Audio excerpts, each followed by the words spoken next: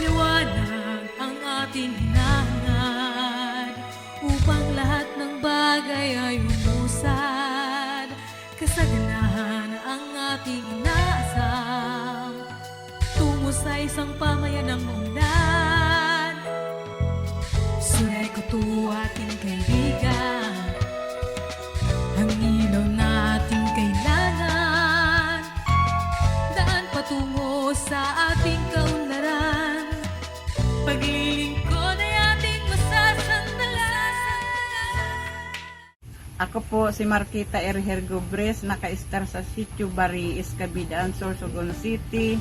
Nagpapasalamat po ako sa Sureko to at Becca dahil ako po ay napili mapagbigyan ng ilaw, kontador at kung ano pa ang kailangan po na para magkaroon kami ng kuryente. Malaking tulong po ito na bigay sa amin ng kuryente dahil sa ang mga anak ko, lalo ng college ko na babae, nag-uuwi ng gabi. Liwanag na ang pag-uwi nila, gawa ng may kuryente na kami. At magandang pamasko po ito sa pamilya namin na mabigyan kami ng kuryente.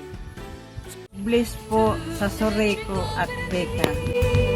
Kaunlaran sa bayan ang aming hatid, pangangailangan nyo aming batid. Sureko to, iyong kasama at kagabay. Sureko to, kasama mo sa tagumpay. Hello, ako po si Shirin Ivy Makapagal from Sitio Ilawod.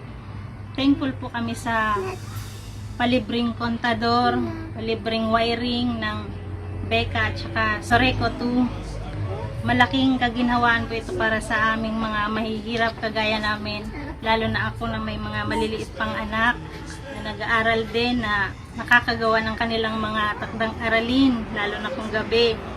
Tsaka na bibigyan ng liwanag, lalo na itong maliit kong anak na gapang-gapang lang dito kung anong mapupulot na kapag madilim.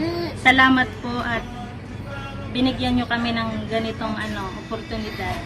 God bless po sa inyo. And social responsibility. Available and responsive electric cooperative. Good morning po. Ako po si Sharon M. Geraldez. Nakatira po sa Purok 1, Pangpang, Sorsogon City.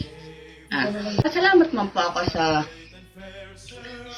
oportunidad na ito na palibre man pong ilaw sa Sureko 2.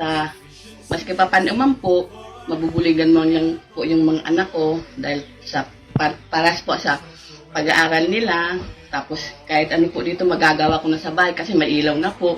Hindi na po ako matutusok ng mga karayom kung saan-saan kasi may ilaw na po kami dahil po sa Becca at saka sa Sureko 2 po. Maraming salamat po. Malaking biyaya na po ito. Tapos magandang blessing po kasi malapit na po ang Pasko. Thank you po. God is alive.